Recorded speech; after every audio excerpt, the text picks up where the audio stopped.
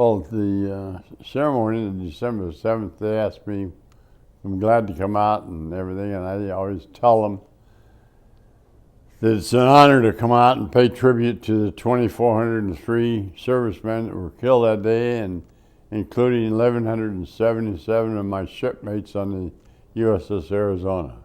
And that's mainly what I come out for, is to pay homage to those and all of the other World War II veterans that died after that. I was on the quarterdeck. I was quartermaster third class, and my job was to steer. I was a channel helmsman. My job was to steer the ship in and out of port. Out to sea, we always had other men on the helm, boatswain mates and so forth from different divisions, but coming in and out of port, I steered the ship in and out of port with the pilot and captain on board and everything. So in port, the quartermaster station is on the quarterdeck between turret 3 and mainmast. It's got an office there in the mainmast, and that's where the gangplank, the guys go on liberty and everything. We can check them, keep the log and everything. At sea, our station is a bridge where every officer deck is, and the navigator and everything else. And so I was down there. It was 5 minutes to 8. We had 8 to 12 watch on Sunday. 5 minutes to 8, the planes started coming over. We knew immediately what they were, and we signed general quarters, and everybody went to their battle stations. And 100% of the Arizona band went to their battle stations, and 7 minutes later, the bow of the ship blew up, and it was on fire, and every one of them were killed. We lost 1,177 there in about 8 minutes of morning battle. They had a 1,600-pound armor-piercing shell that the bombers dropped from 10,000 feet. It was no doubt a lucky hit, because it's pretty tough to hit them from 10,000 feet, that spot. And they hit on the starboard side of the deck by number 2 turret, went through 5 decks into the lower handling room, which is the handling room for all the ammunition for turret 1 and turret 2. There was over 1 million pounds of powder in there. And when it went in there and exploded, it exploded that 1 million pounds of powder, and the bow came out about 30 to 40 feet out of the water and settled straight back down, and she's still settling right there right now. And everything was afire forward of the mainmast. Men were coming out of the fire, on fire, burning, wanted to jump over the side, but the oil was burning.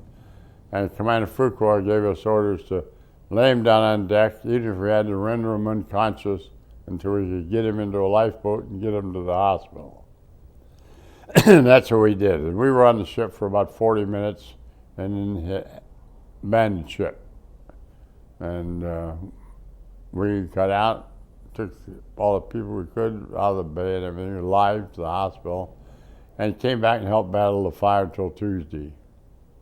And we went to the base force and rested. It took about 5 days for it to cool down.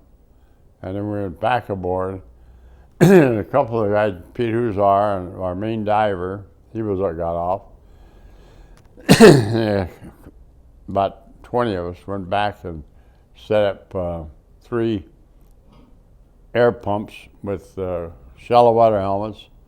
And he took his regular helmet, and he went down and stayed down for 3 or 4 or 5 hours. And we'd only stay down about 30 minutes, looking at hatches and looking for people, and brought out a few dead bodies, only about 6 or 8.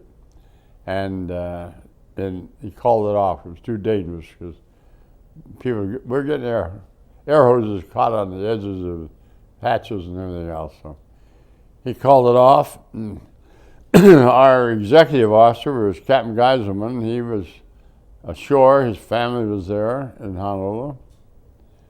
And they made him provost marshal. Remember, that was territorial wide. There was no state then.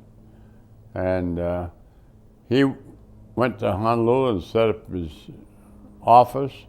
And he called Pete Huzar and myself in to be main people at Shore Patrol.